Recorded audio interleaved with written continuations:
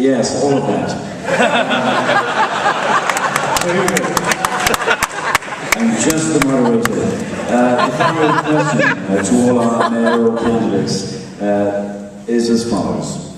During political campaign season, our local newspaper, the San Francisco Chronicle, sometimes publishes a column called Campaign Check, in which lies, half-truths and contradictions made by politicians and their campaigns are brought to light. Have you heard anything tonight from any of the other candidates that should end up in tomorrow's Campaign Check? And can you begin with Dennis? Herrera. I will just say this. I'll just say this. I heard Supervisor Dufty talking about those of us in the city workforce getting a little bit overweight, and I just hope he wasn't talking about me. Because I got to tell you that my wife has been after me for not working out enough, so I just hope you weren't going for me. Actually, no, I've heard a lot of comments from folks, and I know I'm comfortable with what I've had to say tonight. I haven't heard anything egregious in terms of what other folks have said, except that Bevan was talking about me. And I think that everybody's made a good showing of themselves, and I'm glad that the press keeps us honest about making sure that we're being factual with what it is that we have to say.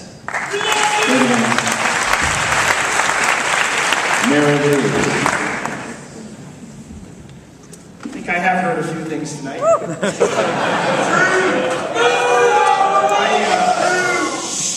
I want to say that I enjoy working at City Hall and as your mayor because we work very hard to change the tone of government in this city. These last 7 months have proven that we can actually get a lot of work done if we put politics aside and set the agenda for things that we have to decide and get moving on. And it seems to me that the public and the residents here and all over the city want to make sure that we've done our best to balance the budget, not only balance it by numbers, but balance it in a way in which everybody is involved. That's why I held, on behalf of my office and with the Board of Supervisors, over 10 budget town hall meetings in the city to get input to make sure we did it right. And that's why when we introduced the balanced budget, it was to the standing ovation of everybody in that room at the Board of Supervisors. We worked very hard on pension reform. We made sure that the labor unions were heard, that we worked very hard to get their concerns out. And I told Jeff Adachi from day one, I didn't like the way he did it last year. It was exclusive. It was without the kind of San Francisco collaboration that we needed. I made sure that we got a good police chief in this city, one that would keep the high levels of public safety throughout every single neighborhood. And that's, of course, Chief Rees, and he's doing a great job. We want to make sure that local hire wasn't just about construction. That was about all the companies in the city existing and we would be able to get that done. Thank you, man. Thank you for now.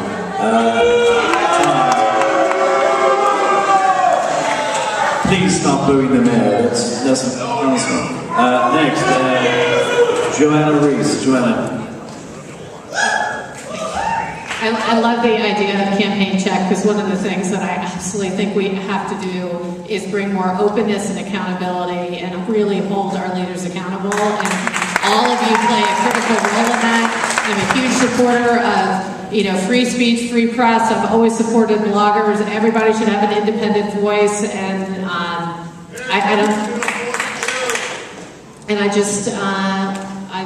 just want openness. Thank you. I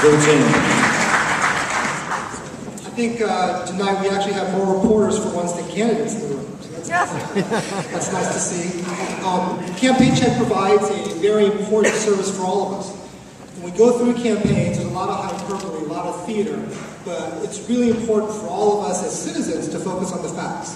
What's the data and what do the facts tell us so that we don't vote only based on emotion or frankly manipulation, but that we actually vote based on what's actually happening. Tonight in the Castro, I think it's very appropriate that we've had quite a bit of political theater. But while you've been able to cheer and to hoot, I think that's great. But when you leave the room and you go home, none of the political attacks are are going to make your bus come faster. Not a single tax is going to pay that pothole out on Castro Street. And not a single political attack is going to help my daughter get a better education. So I would hope that tonight, after tonight, while we've had a good time, that during the next 3 months you'll focus on what's important and what are the issues, why we need jobs, why we need a stronger education system, why we need a better muni. Come out, we're having a huge muni forum in Golden Gate Park at the Hall of Flowers on August 23rd. Come out and be part of the solution. We're going to talk about how to make muni better, why it's taking 6 years to implement our very own transit effectiveness plan. So please join us. Thank you. Same to you. Thank you very much. I just wanted to say that my comments are just absolutely in line with Dennis Herrera. I think that all of us need to kind of give each other some accommodations, some breathing rooms, considerations. All of us do very, very well up here. Sometimes in the heat of whatever it may be, we may kind of remember things, and we need to be kind to each other.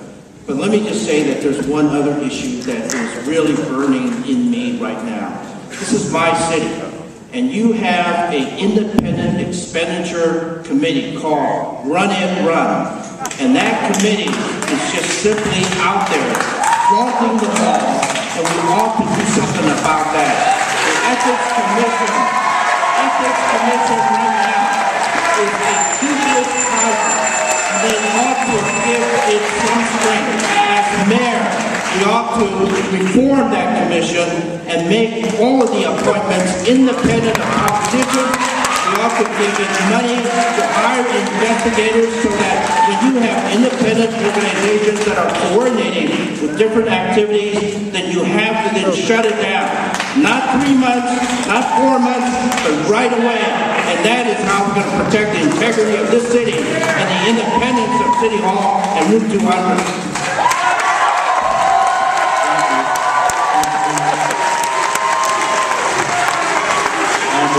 We'll move to this side of the stage.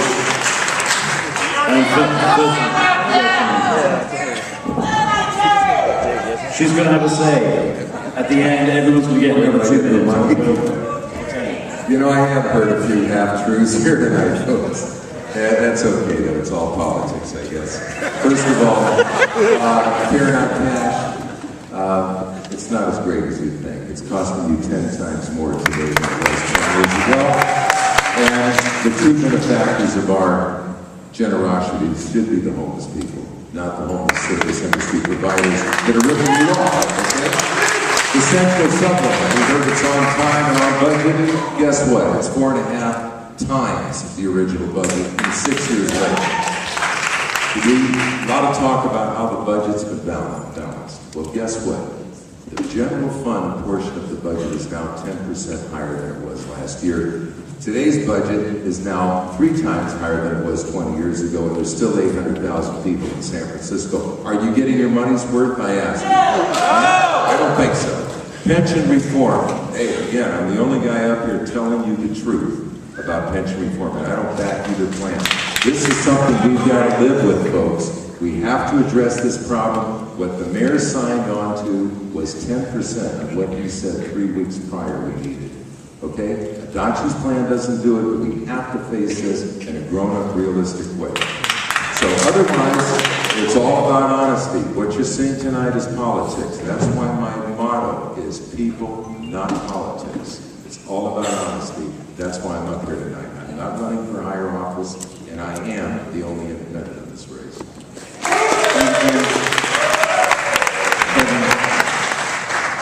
Is Terry getting to answer this one? I'm sure we can squeeze her in the house. I'll give Terry my time.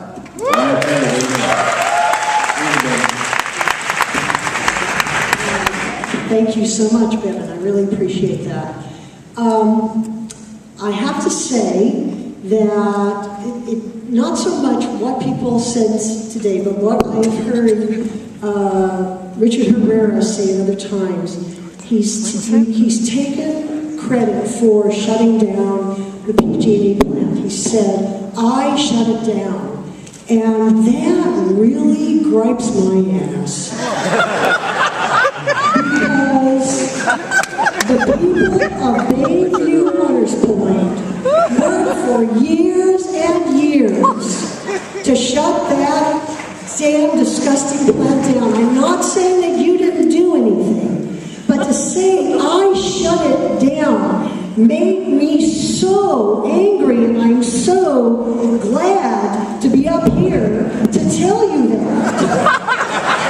And I also want to say there was a time, Mr. Herrera, when you didn't stand up for the truth, and that was in 2004 when I ran for Congress, and 1,660 people wrote my name in on the ballot, and you made a judgment that because 220 of them did not connect the arrow next to my name, that those were not real votes for me. So I did not end up on the ballot in the general election. And that was a time when you just went along with the technicality of the law instead of democracy.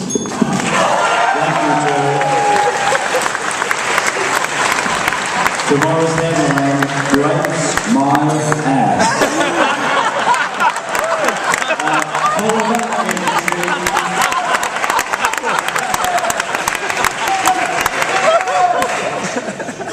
It's hard to follow that one. First of all, I want to say this question is about how are we finding the truth in what government should be about, and how do we get at that ideal of an open and transparent government.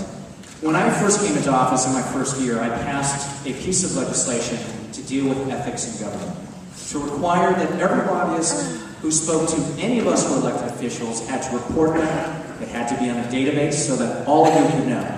Unfortunately, we found in recent times that maybe not everyone is reporting everything. And I think that gets to a bigger issue of what this campaign is about what this election is about. It is about independence. There has been some discussion about who should take credit for the successes of this year. And let me say something. We have had some successes this year. I'm proud of what we've done together. Unfortunately, those successes have been based on fundamental trust. And unfortunately, I'm very concerned about whether that trust exists at this time. But all that being said, I want to thank all of you for taking part in this process, because every single one of you, every San Franciscan who believes that in our democratic system, we can have openness, we can have transparency, we can have folks who mean what they say and say what they mean. That is what we're going to be talking about. Thank you very much. Thank you.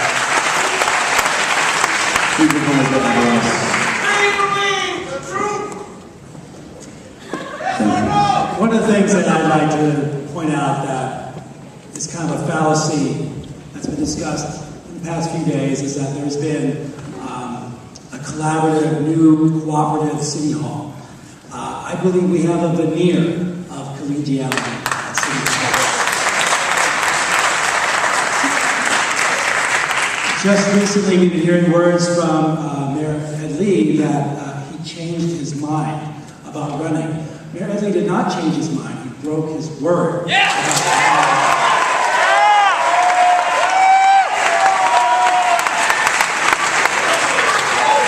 Now, I was one of the members of the Board of Supervisors that did not vote for Ed Lee on that first Tuesday that came before us. I postponed the vote so that I could have a conversation with Ed Lee. And Ed Lee was in China at the time. And at the time, on Tuesday, that first Tuesday of January, we were voting to appoint Ed Lee mayor, and he wasn't even in the country.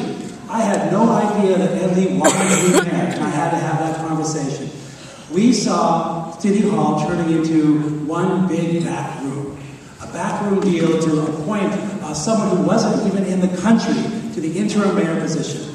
And I now feel that we are moving forward into a whole new era we don't know who Ed Lee really is going to be supporting. I'm curious to know what his vision is. I'm looking forward to it. I have a vision for San Francisco. I want to make sure we can enact that as your mayor.